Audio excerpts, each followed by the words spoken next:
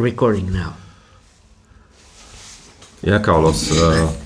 So I did not prepare for this conversation, and was just you know, we worked together last week, and you're here in Berlin, and I think it's a good opportunity to find out about what you do, who you are, and obviously talk about your profession or your art. Just like, I mean, how would you describe what you do? And like, you know, let's say like the first question is like, how did you arrive where you are right now? What's the path you took? Well, it's a little bit random how I got here, because in the beginning I wanted to study music and I wanted to be a performer, but life took me elsewhere. I studied engineering, and then after a while I kept trying to steer towards the music part of everything. And in Mexico there were no schools for recording or anything like that. All that you could get, it was acoustics, and it was like a master's degree after you were an engineer. Yeah. Which I wasn't really into acoustics. I mean, I love it, and I think it's super important, but I didn't want to go because it was more like for acoustical treatment of rooms and things that concern other people. And I got the opportunity to go to a technical college in the US for 8 months for recording. And where was this? It's called a recording workshop in Chillicothe, Ohio. It's in a really remote town, but it's very nice because you're there for like a retreat, you know, and you have access to. That was the first time I had access to console, because in Mexico, so like to get into a studio, it's such a small segment that it's so hard to get in, unless, and as I said before, the people who got there because there weren't any schools, and it was more like for whatever their trajectory got them there. And so I went to this school, got back to Mexico, and then started working with this guy who sold merging products. In Mexico we didn't have merging, which is a Swiss brand that records classical recordings in high quality audio, which at that time, I mean, it's still a very specific and narrow niche of market in which they do mainly musical composition. But at the same time we were working with this photochemical laboratory which reproduced all the films in Mexico, and they wanted to do a small studio for all the overdub, the dub versions of in Spanish of whatever Paramount, Fox, or all these majors would do. And we got into an agreement. We made the studio. Merging was supposed to get the room ready, but in the end, the industry marked that we needed to go with the main brand. And that's how I started mixing there. So what's the timeline of this? So when did you study? Like, was it 20 years ago or was it 10 years ago? Or no, that when I studied was like 22 years ago, and when I started working in this was like 17 years ago. Okay. And yeah, it's been a while that, and ever since then I started mixing mainly. Mixing mainly for film? For film. Also, although I had the opportunity also to compose music for small theatrical pieces for two friends. And in between I've been able to do some commercials and do some music for it. But the main thing that I've been doing is mixing for films. And luckily I had the opportunity to see the transition from 35 millimeters to digital. Yeah. I was still back then when you had to do all the print of the negative, the sound negative, in which you had to do this process called print master, which back in the day was just re-recording the whole film into this format, the magnetical optical disc, which was the predecessor of the MP3, which is a compressed format. So also you had to be aware that whenever you were compressing to that format, you wouldn't clash the modulations, because the translation of the into the physical format of the visual of the optical reading had to have a certain amount of information so it wouldn't distort. Yeah, I see. Okay.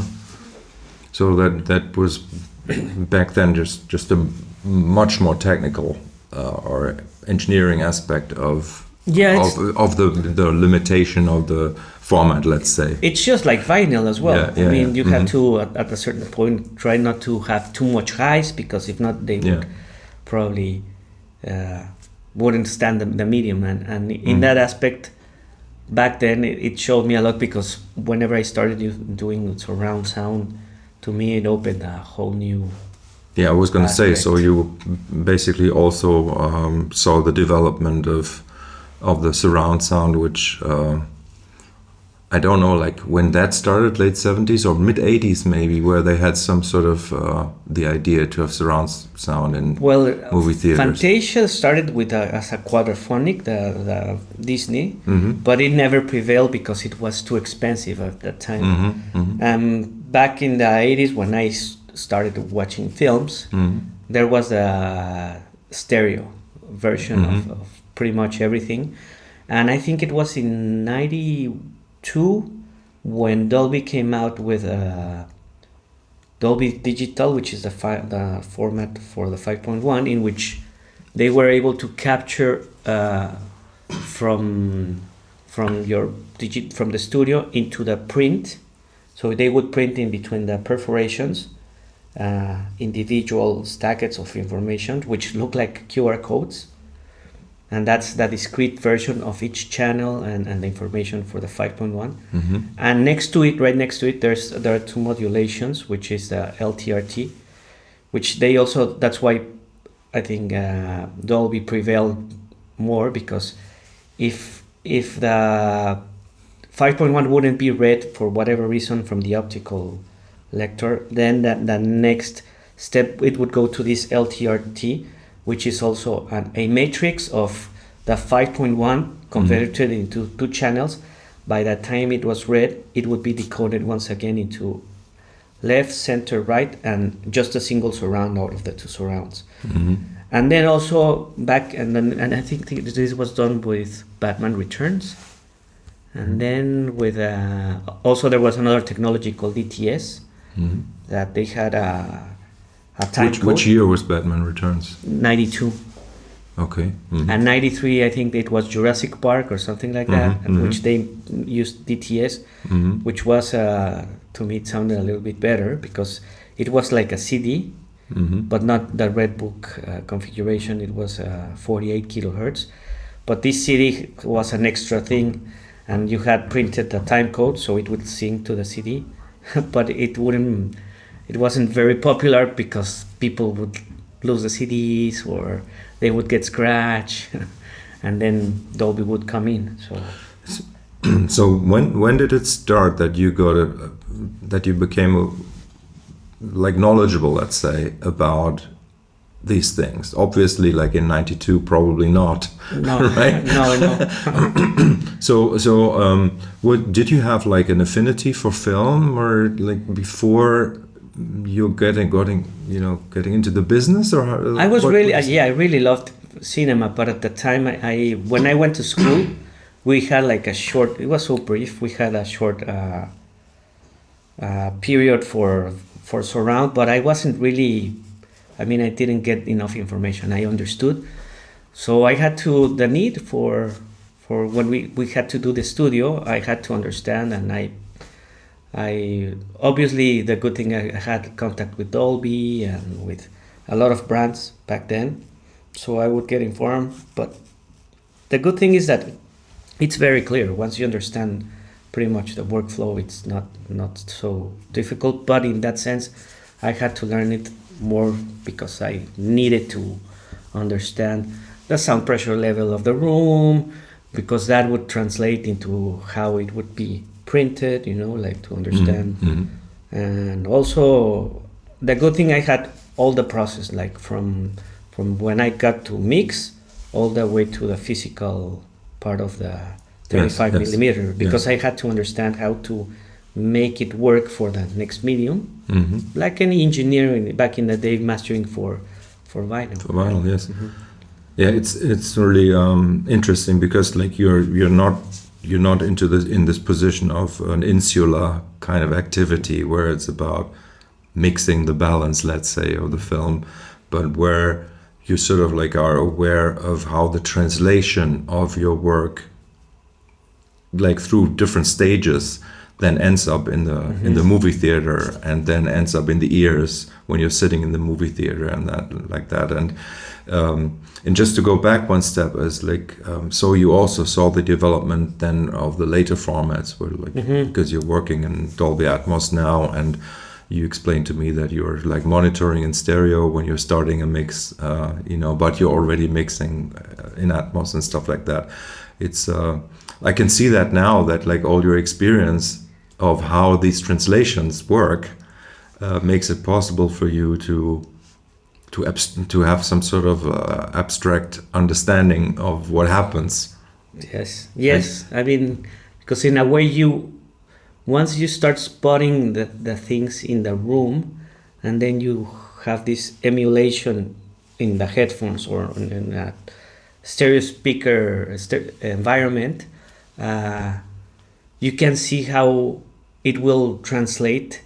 I mean, your mind kind of sets it, but at the same time you're listening to it, because either if you select the thing, in this case as an object, it becomes like very precise and defined in the stereo image. And if you spread it like as if it was a bed, then it's a little more diffused, and it could probably have more room in the strict sense.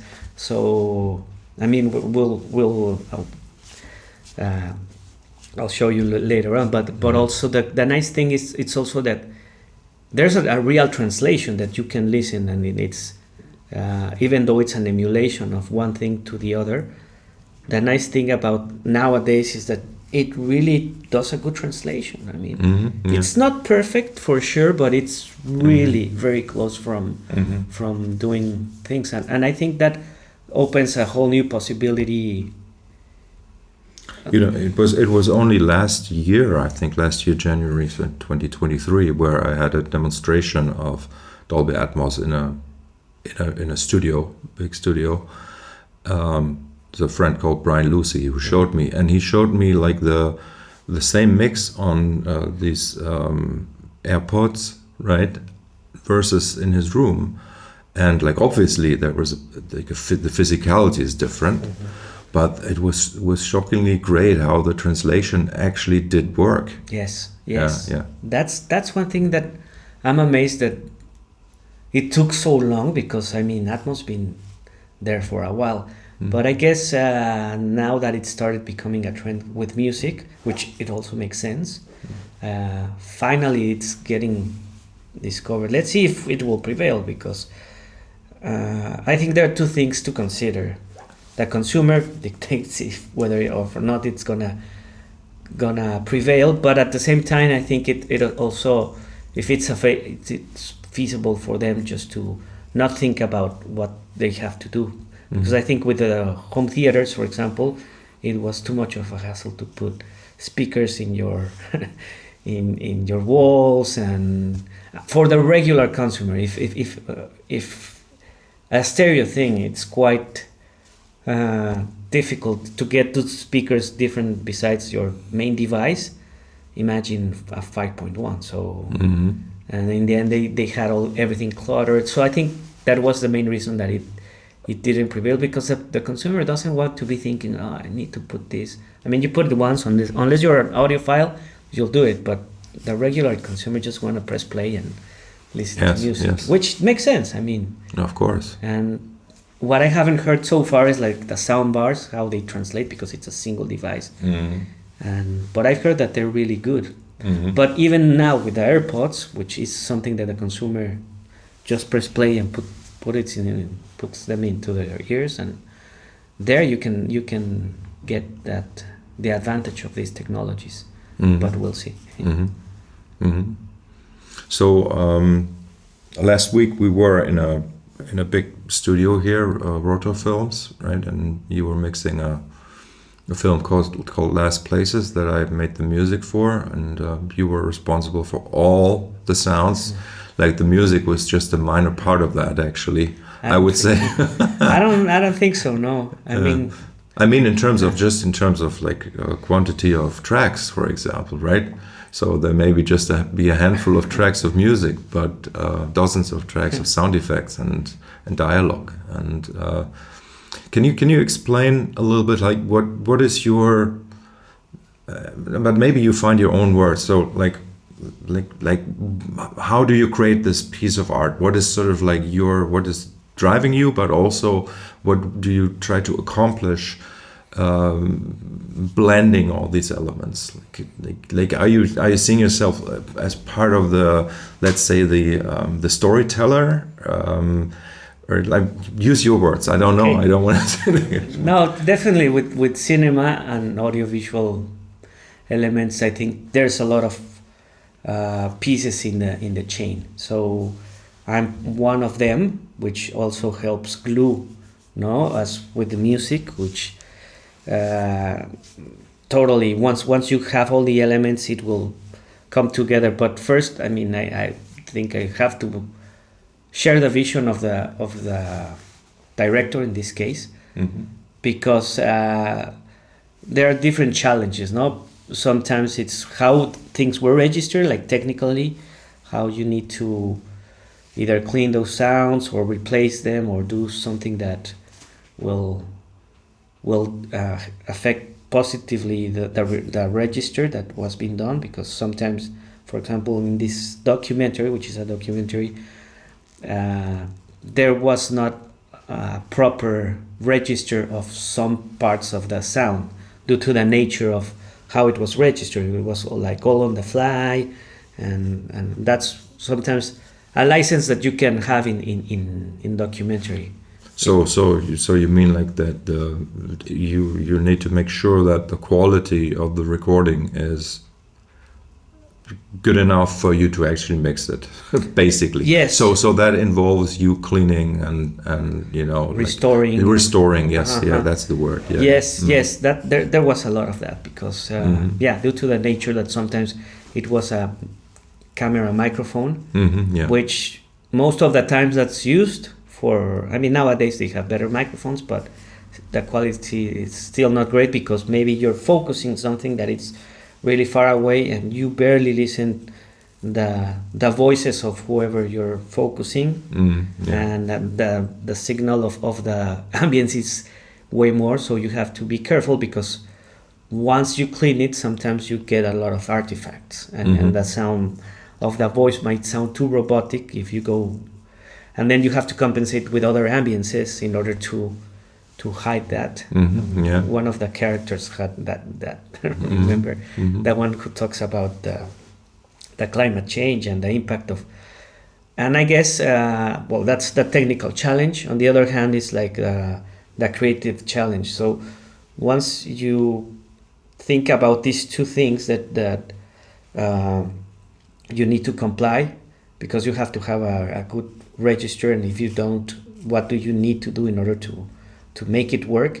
And then you have the creative side, like the rest of the elements, the ambiences, which in a way it's not necessarily creative, it's how you approach it, because whenever you see a scene, you have to try to make it sound like it was, even though maybe you don't listen to the birds or just the wind or the ambience or the the atmosphere of that place. And by this I don't mean atmos of the technology, just the ambience or the environment, how it sounded.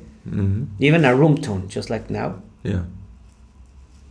This is something that needs to make it glue, to make it part of the sensation, of the natural sensation of that, because we're always having air pressure in our ears. Even in the most silent environment, there's still some pressure there, and you want to feel that, and that's very an interesting part in cinema, because how do you achieve it in order not to make it artificial, but at the same time that it makes you feel like, because if you don't have anything, you might probably not notice, but it feels weird.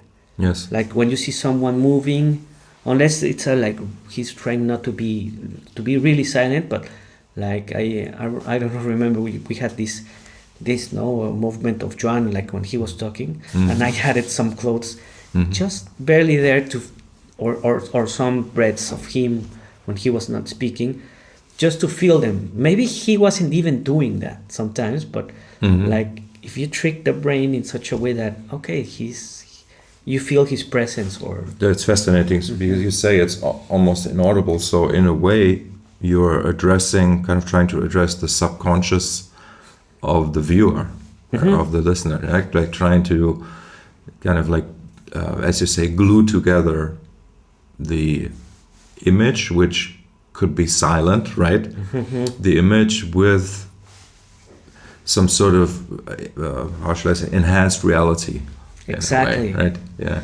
And to me, there's a philosophy behind real silence, which you could achieve. You just turn all the faders down, but in order to really achieve silence in a film, you need to justify it. If not, it's very hard. Like I've seen a few pieces. Like, I mean, there are a lot of examples of that, but like how you get there, or what did you want it to achieve from that silence? That's the important, and that's part of the story that you're telling, and it has to do with the that's interesting. It's interesting because now that you are saying this, I have this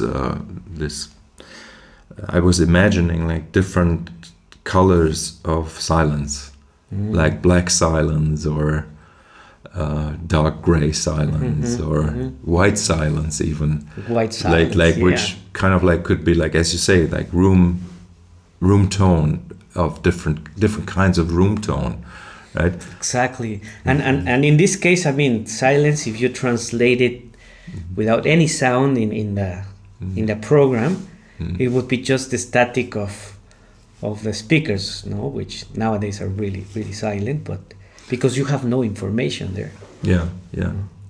So just speaking of that, like, what do you know about like the acoustic treatment of movie theaters? Is there sort of like a standard, and is this something that you need? I mean, you know about it, but is that something that you can sort of simulate, or are the good studios equipped in such a way that it simulates the movie theater situation? Or?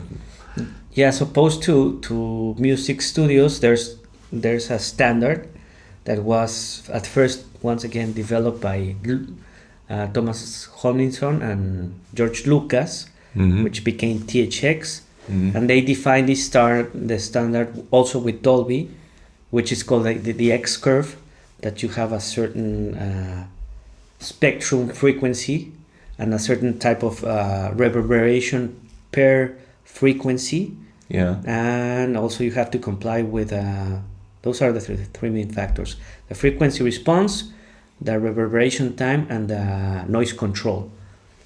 And per frequency. Per frequency. I mean, okay. Or per octave. I don't remember. But for example, you have, if I'm not mistaken, at 120 hertz, your reverberation, and also depends on the dimension of the room. They start from like I think a certain dimension, because the idea behind this is that when you're mixing for cinema, you have to have at least a certain amount of air pressure level or dimension, so you simulate the cinema. And when they became with this standard, which back then it was a certification from THX, if you wanted to comply to this, or an approval from Dolby. Nowadays there's not that, but still you want to get into at least into this curve, because it's like as I said, as opposed to the music studios, which you want it to be flat mainly. This one has a certain curve, and if you comply to this and that cinemas are well calibrated, that translation will be very good. And I mean, whenever we can at the studio, well, not whenever we can, we try to calibrate it every 6 to 9 months. And then if the cinemas would do that, it would translate correctly. If they would do it. If they would do that. Exactly. Some cinemas do, but I mean, the most common thing I see is that they don't. Mm-hmm. Yeah. Mm-hmm. Yeah, we talked about that the other day, like really bad experiences seeing films where I saw Poor Things and it was left heavy. And that should have been a horrible experience. Yes, it was. Yeah.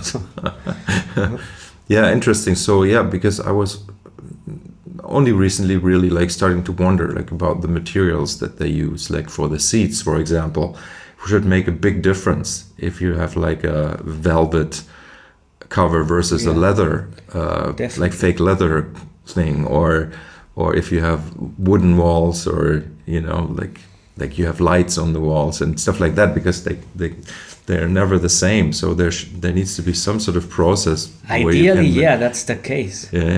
Because also when you measure that, you don't have a sweet spot. You're trying that your sweet spot is broader, and whenever you're measuring, you have 4 points at least, and you have a multiplexer that receives. When you're calibrating, you send a peak noise to the room, depending on the speaker, but it has to be, I think, 85 dBs of sound pressure level, and depending, and so you measure it throughout time, and it has 4 different points that they're gonna be capturing and measuring and averaging the sound pressure level, so that way you can calibrate electronically. Ideally, you start acoustically, trying to get to this curve and to this reverberation time. As you said, with the materials, depending if you have seats or acoustical treatment, or where you place the speaker, which degree. And then you can also treat it electronically and try to get to the curve that you're aiming for. So pink noise, that means I don't is that same energy per octave or something like that, or what does that mean? I think white noise is equal in all frequencies, and if I'm not mistaken, pink noise has a decrease per octave of 3 dBs. I see. Okay. Something like that. I don't remember. So it's kind of compensating for the length of the wave. Exactly, and also helping it translates more what the human ear would probably perceive as an overall. Yeah, interesting. So let's go back to this question that I asked about what you just said about your mixing activity, the balancing, right? Is you were sort of now focusing on the moment, right? To getting the moment right. Yeah, cleaning up the files, putting a sound of a fly into the image, into the film, even if you can't hear it, right? Exactly. Stuff like that. But so what about the timeline?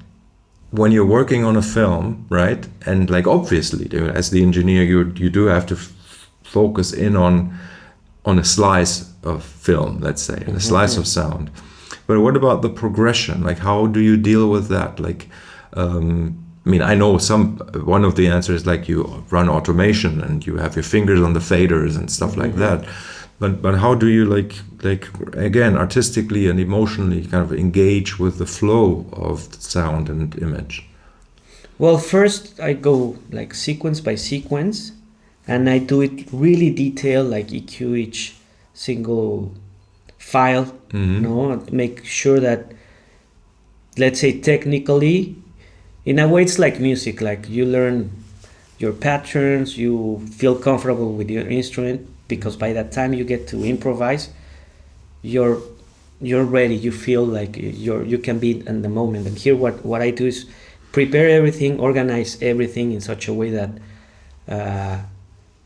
I have all the elements that I need. They're balanced. They have the color. They're within a certain spectrum. No, and because what we did was just rebalancing of the whole elements. We had little time in the studio, but it was still very, very good because first I go like scene by scene, prepare it and feel it, and also like when I prepare a scene, I go back and listen to whatever it was before, so it's coherent to what's going on before, that it doesn't step before or after to the next scene.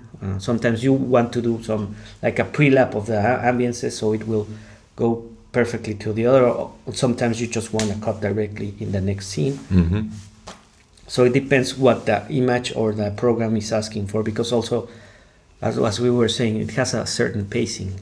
So Yes. you have to feel the pacing, and that also has to be with the editorial, how it interacts with the music, because that's where the music comes in this case, like to help out set the rhythm, and the pacing. Mm-hmm. But as an overall, I try to put more elements, because since I don't have the music at some point, I will, in case I rather have something extra than trying to edit at the studio, which would be futile, because you want to just mix in the studio, not to edit.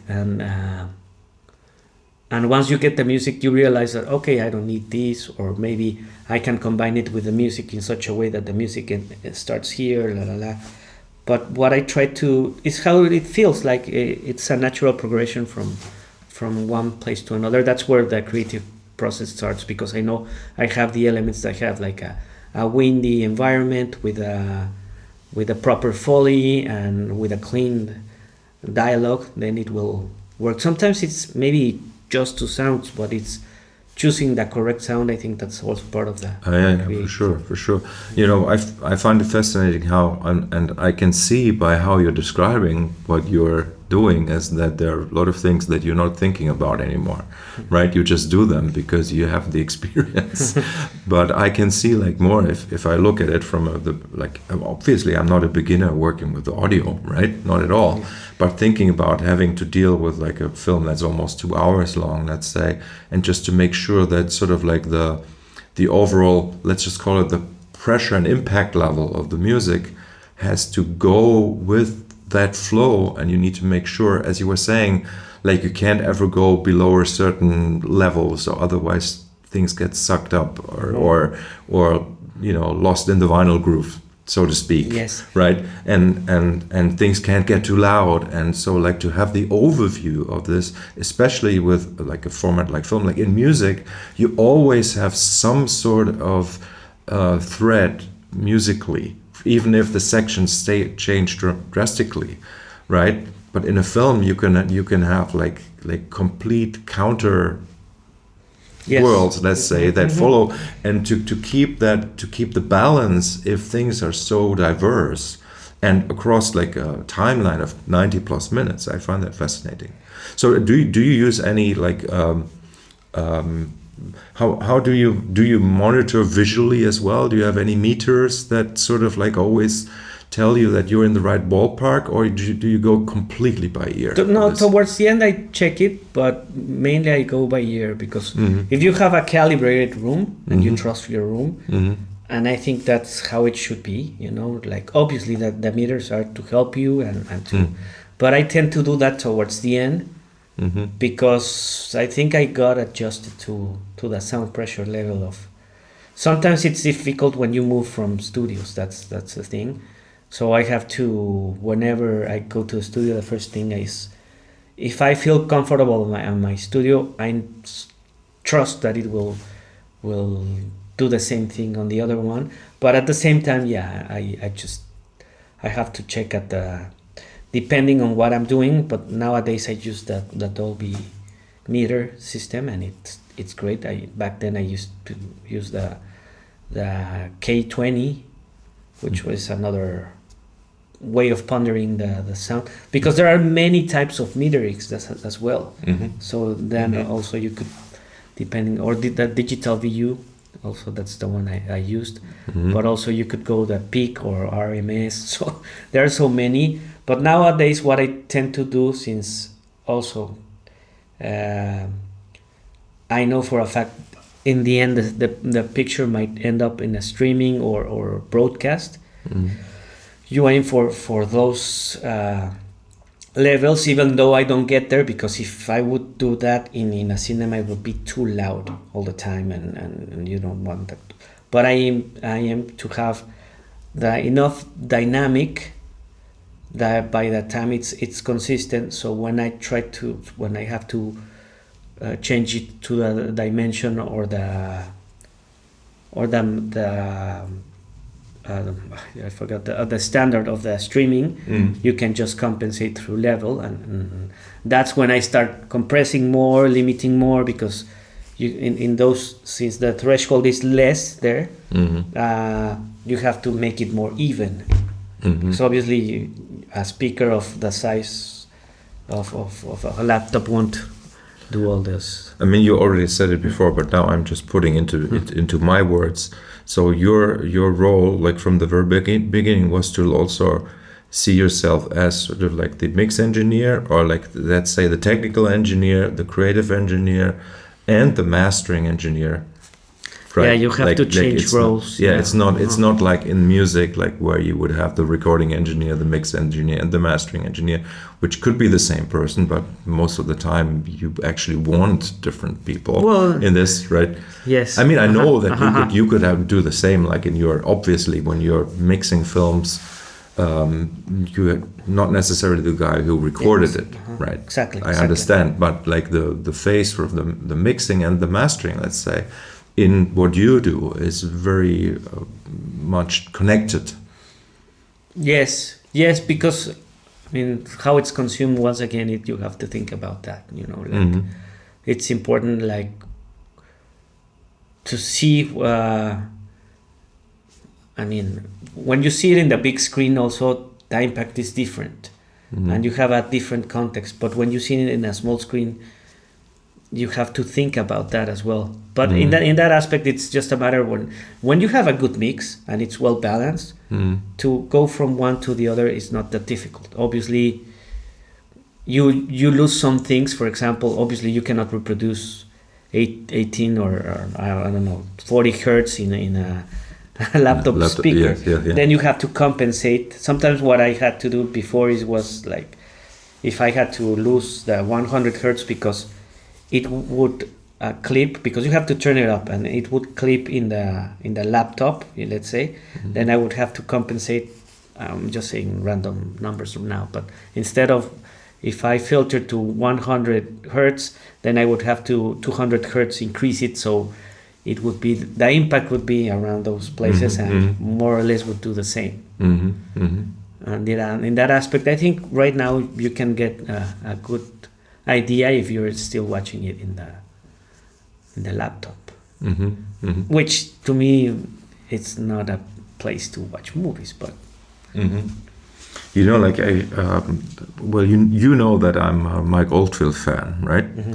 And just as we were talking about like the complexity of doing film, soundtrack, and sound and dialogue, Mike's album Amarok came to mind. I don't know if you've ever heard that. It's an absolutely insane 60-minute piece of music with, I don't know, 80 sections or something like that. It's crazy. Now that I kind of have heard your perspective on this, now I can get a better sense of how maybe he did it. You know what I mean? To me, it's still a mystery, because like, how did they execute? Because nowadays we have tools like we can pause and stitch things so they don't seem. But back then, how they did that in 1889. I know. Yes. But it was the first digital. It was done on one of the first digital machines, and it was sort of like, I think, sequenced. Some parts were sequenced, or like the basic tracks or whatever, or even the demos. I don't know, sequenced with an Amiga or something. Okay. I don't know. But anyway, just the mix is unbelievable, right? Exactly. I mean, I'm pretty sure that they did the hybrid back then, because I don't know if they had the power and also the amount of of size that you to record that. Maybe the sequences, yes, but the rest of the elements. I mean, everything is like 95% is played by hand for sure. Yeah, and but it was two guys, and this is kind of like the interesting question I have now. Like, so say back in the day, maybe even before your time, right? When mixing a film and you didn't have automation, let's say, in the way that we know it nowadays, right? Did you have like a few people at the desk? Definitely. Yeah. That's why they're so big. I just work with Rich. What's his last name? That guy who worked with Skip Livesey, which is one of the top mixers to me. He mixed the first Top Gun, and he was saying like they had 16 people doing the airplanes between the whenever they passed and the pannings. 16 people, he said that they would be, and one was leading like and they had to rehearse like so they played the scene because also really back in the day you only had like 3 or 4 opportunities. Because if not, your tape would start losing its quality. If you re-record, for sure. So they had to press play and say, okay, I have to do it slower. Nowadays, still like whenever when sometimes I have the opportunity to do it with another mixer. The idea behind there's one that's like the lead mixer, so usually it's the guy who has the music and the dialogues and the effects and the rest, the ambiences, Foley, whatever. He's the second mixer.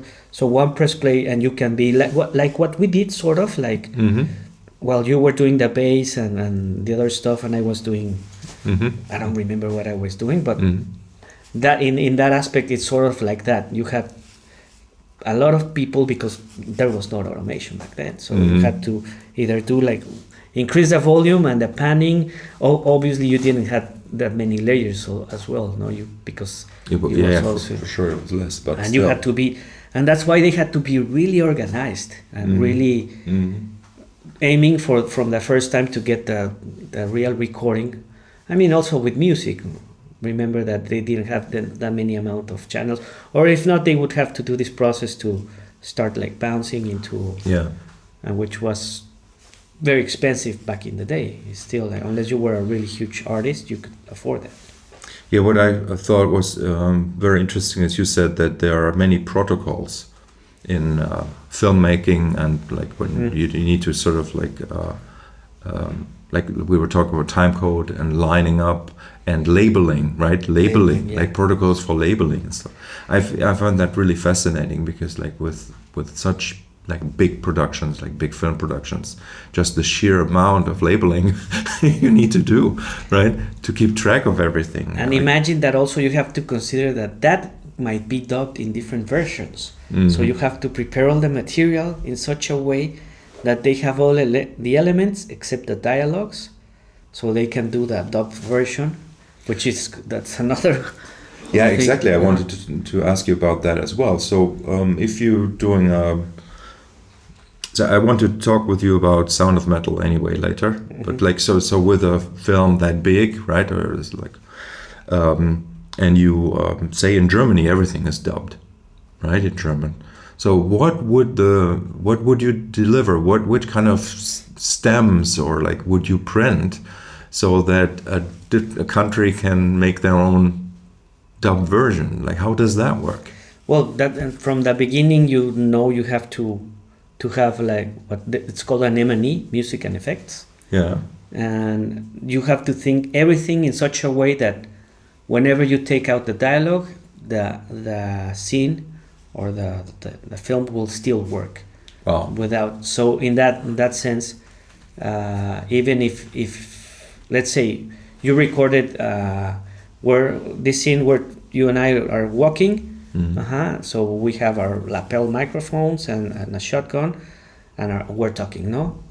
But we can listen to the steps. So those steps have to be reproduced in Foley, because if the step, they have to be reproduced in Foley, because if we take out the dialogue, those steps will go away. unless we're talking and let's say we're sitting and we're talking, and then we stand and then we just walk without talking. Those steps, which are production sound effects, you take them and you put them in the stem of the effects. But if you have a dialogue, then it defeats its purpose. You have to redo them and deliver something that will comply to that. And interesting. I mean, that explains certainly why some dubbed films, and especially earlier ones, like older ones, sometimes they have a certain deadness sometimes, or exactly. Okay. And those are usually the films then where there was no Foley, let's say, for the footsteps, but it was actually recorded in the real. Exactly. Okay, interesting. And like, just because I'm curious, so working with different kinds of directors, do the directors actually have a preference usually for how this is being done? So like some people maybe only want the real. Exactly. And others like prefer to think of, okay, we always have the Foley option, or like. That's very delicate, because like some directors don't like fake things, and obviously Foley is totally fake. And also that's an art, to make Foley to sound like close to whatever it was, or because it's still fake in any case, Yes, and you have also, that's where the two things combine, like a really good Foley artist and a really good recording, and then how you mix it so it blends in such a way that you don't feel it. That's the idea. Obviously, you don't have to. Well, you feel it, but you don't realize that it's something else. So you're working on the recording side as well, right? So yes. So can you explain? So I know that, like, for a film, usually, like, you obviously have the script, you have the dialogues in the script, you have the descriptions, then you have the person who creates the look of the scene, make sure people wear the right stuff, and blah blah blah, all of these things. In how far is the sound sort of like also part of a script? So for example, would it give instructions to the recording engineer?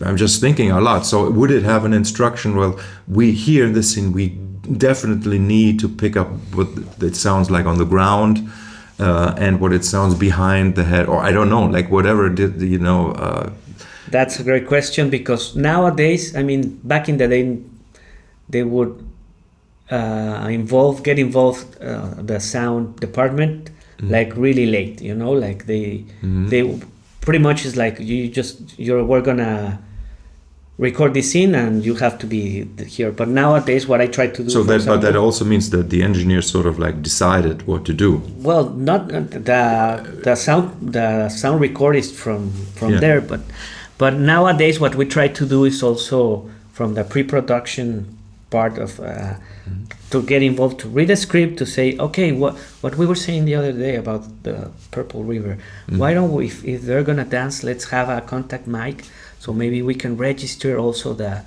steps. Obviously it depends on if it's feasible, because due to the nature of how the panning of the camera will be, or I mean, that should also be considered by default to me. Yes. Which is commonly not. Nowadays it's becoming more, because it's important, but depending also if one of the biggest cinema productions nowadays, they dub a lot, so they can recreate pretty much everything.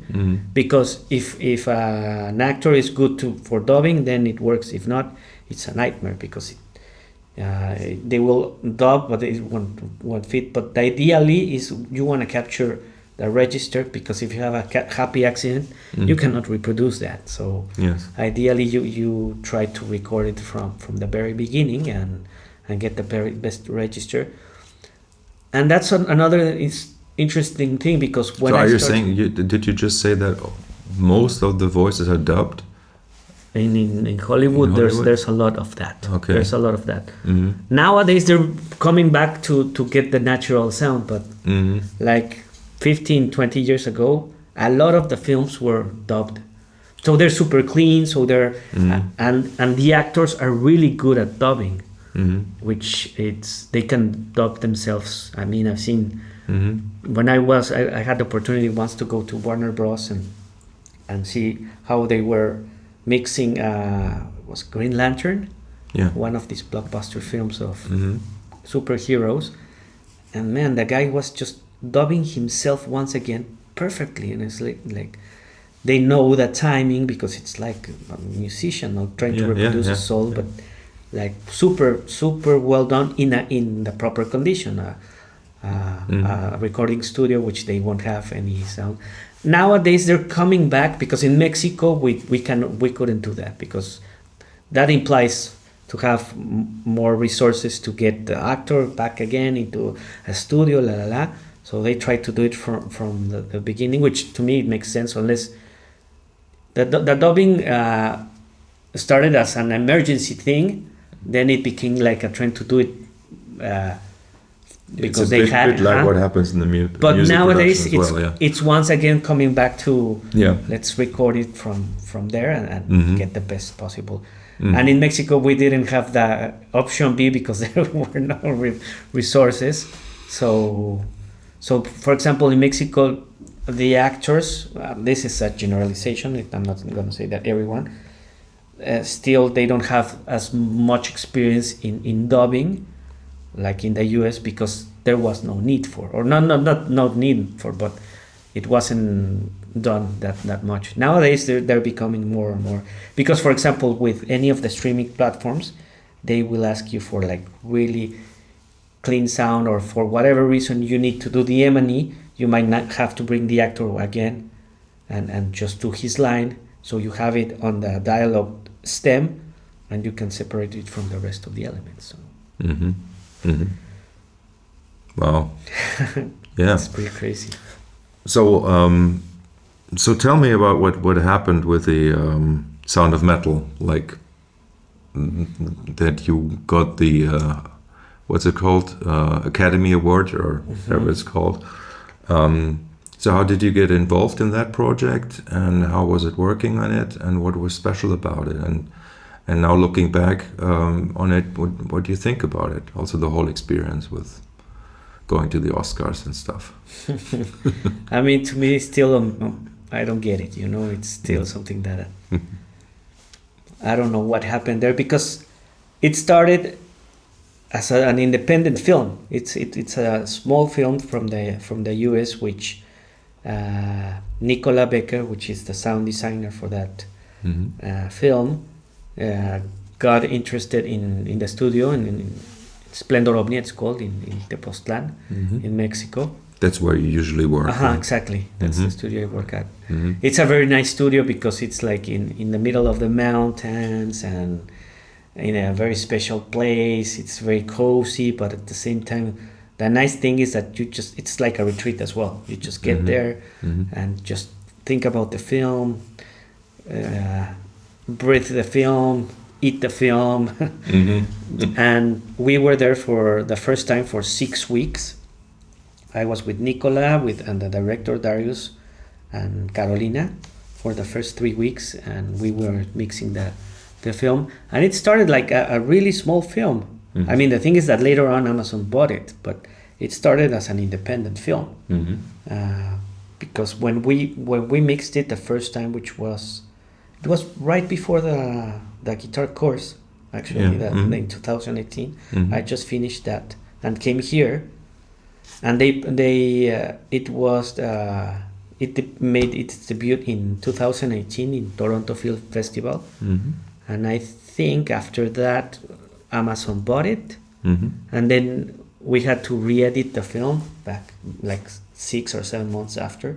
We had to take some scenes out, like what we did with Last Places as well, and then it got it on its way. But I think what's very special is like, obviously not only the sound, because it has the name in the title, but I think the whole film is really nice. I mean, as an overall, it's a very special story. I won't spoil it because I know you haven't seen it. I haven't seen it, no. Okay.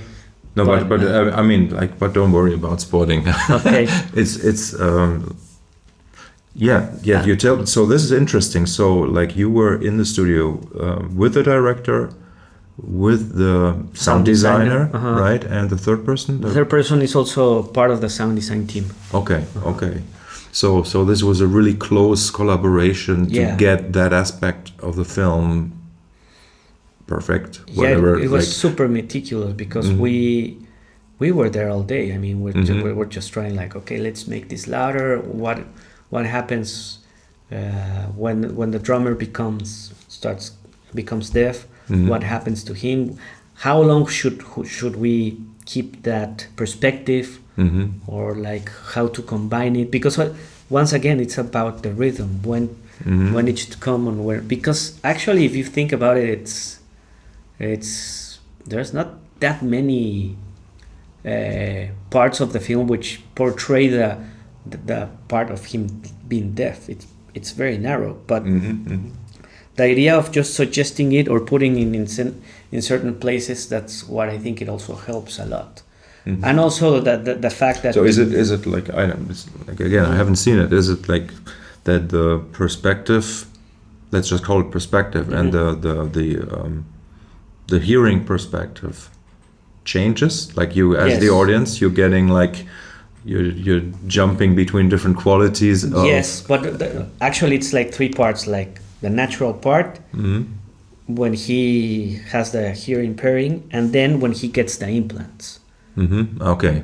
So, but the cool thing about this is that, for example, in that case, Nico had access to IRCAM, and then they sent samples of how the translation to a normal hearing, let's say, to natural hearing, would sound with those implants.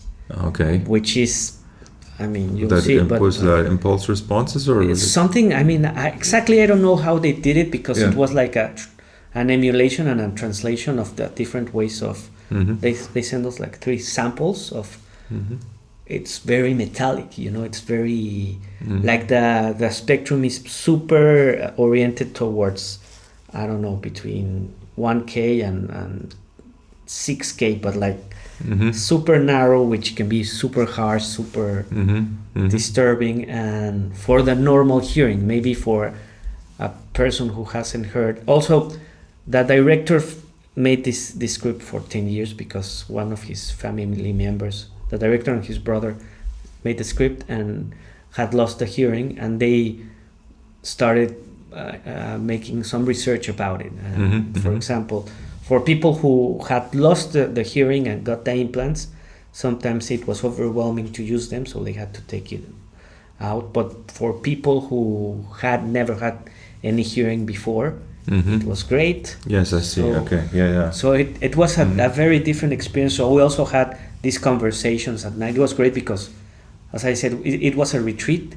So we would talk to the director all day. And I remember one of the things that I had experienced a little bit before. I went to the Vipassana retreat, and I was talking to the director, and he told me like, what I want to achieve with this film is like to honor the silence.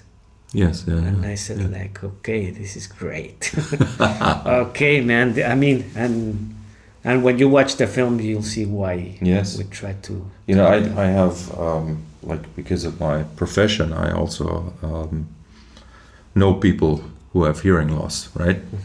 And it's like the most fascinating kind of distortions. Like I have no idea what it sounds like, but from the descriptions, like really almost as if things are upside down. Exactly. Stuff like that. It's really fascinating. And I don't know if I told you this. I've recently, read more about ADHD, and so, which I think I have, right? So, and I read that like one of the like major symptoms is that these people go to the doctor having to check their ears, which I used to do because I thought I'm not hearing well, but my hearing is perfect, right? It's because there's also the aspect of the brain to the hearing, like where you can't focus, right, on the sound, but the sound actually is right, and that's fascinating. Like hearing is not just the ear. It's not a passive thing. It's an active thing that's tied to the brain, and that's also why, for me, when I'm in a movie theater watching a film and listening to the film, I really have a strong sense about the quality of the work, because it very directly influences how much I can focus on the film, how well it translates into my sort of like slightly different brain, maybe. No, definitely the psychoacoustics part of yes, yeah. Yeah, I mean, obviously that's something that you cannot take into account, that as an engineer to engineer a film that works for everybody, right? It got to a point, now that you mention it, I mean, it's now better, but it got to a point that I would get into a room and start doing this just to try to decipher the time of reverberation of that room, you know? And it's like, no, you have to stop. You know, this room we're in, like now for some reason it has sort of like found a groove, and I've been in this room for over 2 years now. But at the beginning, when it was completely empty, this was like a 6-second reverb in here for me, like right. So it's much better now, but still it has lots of character. I think that it's for that room that it is. It's not as reverberant as. But it was really bad. I remember when I tried to do my Zoom meetings in here, it was impossible. Okay. Yeah, it's like. Yeah. So okay. Without giving away too much about the film, yeah, I would really love to hear it or see it for the way that you guys translated, or like the sound effects kind of translated these sensory experiences, let's say, right? Well, as I said, I think the film works because of a lot of things, you know, like when I met the editor, the first time I saw it, I remember, besides the fact that I was like really scared, like how are we gonna do this? But when I met the editor, I found out that he used to be a drummer. Okay. So from the beginning, I felt like the pacing of the film was super good. You know, that also helps. Like even with bad sound, I felt like, okay, this movie. Is there music? Is there music in the film? Yes, yes, there is music. Yes, the first, it starts with a huge concert. You know, like them playing, and the drums sound super. The drums were recorded amazingly as well, and they were recorded there because. That's the beauty of it, because it's so organic in a lot of senses, because it's like an independent film that what do you mean there, recorded there, like live? Okay, so the actor learned how to play drums. I mean, it's like a basic part of, but like he's supposed to be a punk rocker, you know, like a really hard drumming, and he does a great job, like with a single pattern, but like with all the attitude. And the recording was great because it was done properly, multi-channel, and then for example, he also learned sign language, so all these elements started gathering together. Incredible. Yeah. And so the acting of this guy is amazing, you know. Yeah. Like, so I think that's why it worked so well, because it even though it was a small film for whatever the Hollywood standard is, for Mexico it was a big film, you know. Yeah. And but I think all the elements help, and obviously since it's gravitating within the sound, it helps. All these elements help really portray the sound as it is now, I guess. And yeah, just tell me about the Academy Awards.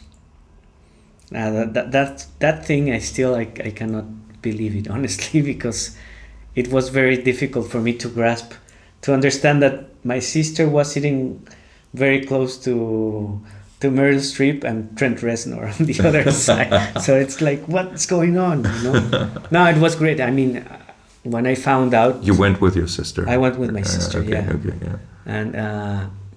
And it was like, what's going on? This is, I mean, when we made the film, I knew it was special, you know, because it was, you can tell that a film has something about it.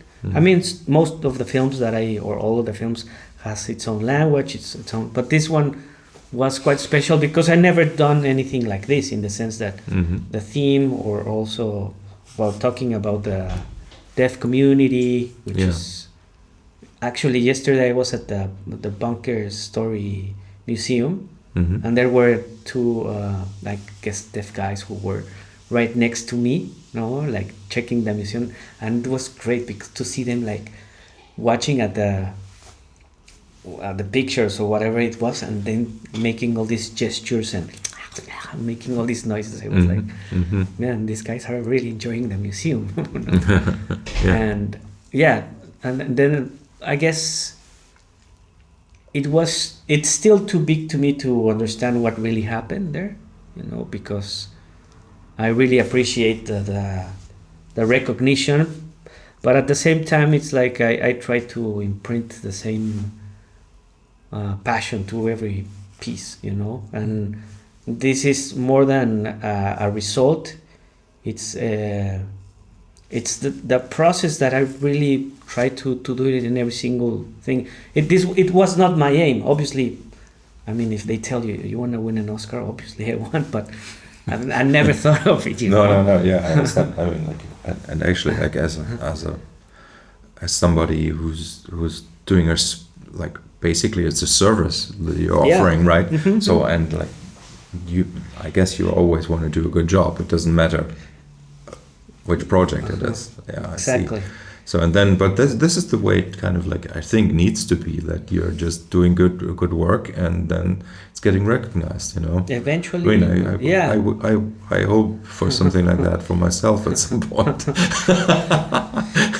And if not, I mean, the thing is that now that I think about it, it's like, I mean, I really appreciate it, but at the same time, remember we were talking the other day about AI, and that lately that I've been doing all these recordings, and I said, like, I mean, AI is doing amazing things, but still I think the human can steer towards another thing that we might not be aware yet of what we can do, because we're right now really surrounded by patterns, and we only look at them. Yeah, I think that we don't really know what being human actually is, or what it means, but we will learn about it.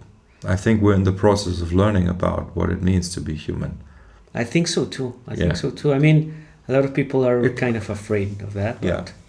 But I think it's really like, in a way, and I mean, like in the industrialization. So it's been a few hundred years, that we've been technologized, and where like we are trying to inhale ourselves into technology, or exhale. I mean, trying to kind of like give life to technology, right? Yeah. And only when the technology awakens, let's say, we will be able to see who we really are, I think. There was this meme now that you say this, that says something about, I want AI to do my laundry and my dishwashing, so I can write and I don't want paint. I don't want the AI to do the writing. Yes, exactly. Exactly. Yes. So I mean, I think it's a phase right now, which is it's pretty new to us, and it's like maybe when, as you said, like the industrialization. Also, people thought like with whenever there was all this movement in which the automation of the machinery back then, it was going to take the jobs of a lot of people, which I think it will happen, but maybe we need to change the perspective of that. Yeah, I think so. I mean, in fact, the industrialization created jobs, lots of them, all right? Like where the worker was kind of part of the machinery, and that is changing. where the human being is not being needed anymore as part of the machine. And that's a challenge, and that's what people are afraid of. Exactly. I mean, like literally, you're afraid of that because you don't have a job anymore, right? You don't. Exactly. Yeah, and then maybe we might need to rethink the structural way of how people perceive their wages or whatever. Yeah, exactly. Yeah, all of that needs to change at some point, right? Yes. Yeah. Yeah, but still, like, okay, so in terms of say work or like your own artistic vision, let's say, or your artistic development. I'm using this word artistic in the sense of like, yes, you're a service worker in some cases, but the execution, like your taste, your experience, all of that, I count that as art. I have to say, like from my perspective, that's so also I guess you're kind of like going with the flow, right? So you see which kind of projects come in. I know that there was a time when you were extremely busy, right?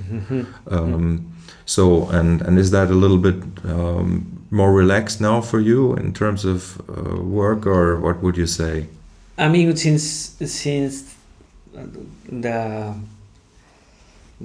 ceremony of the Oscars passed, it opened new fields. No, like I started doing a little more sound design and rather than just mixing. Yeah. No, and collaborating from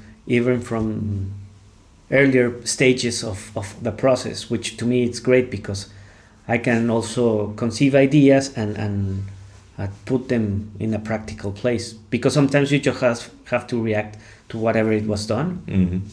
And nowadays I can just be part of the conception of the idea. In that aspect, I think I have a little more weight now with directors.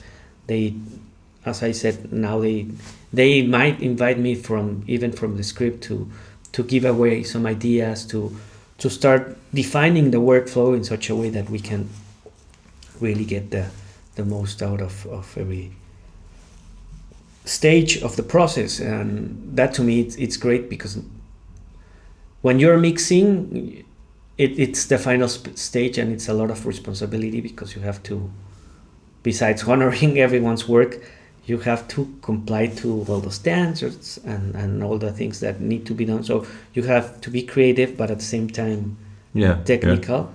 And there's a lot of responsibility. I think that's a great place to be, because like you can make something that say is creative, but you are also making sure it's working. Yeah, right. It's a good. If you have the resources, and I mean time, for example. Yeah. Time. It's usually that's the case, because sometimes it's very limited, and you have to think in such a way that it's like if I told you I need a 20-minute piece within the next 4 hours. It's very likely you'll do it, but it's it can be hard, like sometimes you have a little more time to breathe. Because sometimes to me it's important also to step out and try to see it. In the beginning it was very difficult, because you're so close to the project that sometimes how this dialogue still needs more work, but sometimes I just leave it and say, oh no, it now it can work, or no, I need to rework it, but at least I have a distance. So I think that's also very important in the process, that sometimes you have to have that time to make it breathe and really feel it and see if it's working or not, and that's usually I don't have that much time, and that's I see, and that also sort of like explains in big productions that you because people need to work in parallel, right? Like you would have a certain person or a group of people cleaning the dialogue, editing the dialogue, blah blah. So you have a team of sound designers, and I see. Okay, So that factor being time. Yeah, because imagine that I have like a team doing the Foley and a team doing the cleaning, and then someone doing the ambiences, and we're almost finishing. And let's say we only have 3 days for mixing, but 3 days before we get to the mix, they add another 2 or 3 scenes which need cleaning. Even though those processes are in parallel, I have to check them, put them in the proper category, make sure that it's syncing, that we didn't screw up.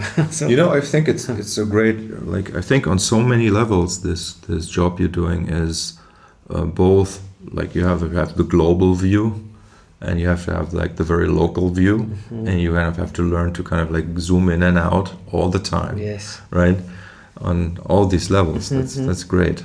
I mean, it's a very satisfying thing to do, I guess. Definitely. No, I love it, and that's why I want to keep doing this. I mean, every moment that I have free, I want to record something, or because you start appreciating the thing from a different perspective. As you said, I think, I believe it's a creative process, even though there's a lot of technical things involved, which have to comply to certain standards or whatever. But in a way, you start being creative from the beginning in order to comply to that. That's it. Okay, that's enough, right? I guess so. I guess. Okay. Thank you, my friend. Thank you, my friend. Okay, see you soon. See you soon.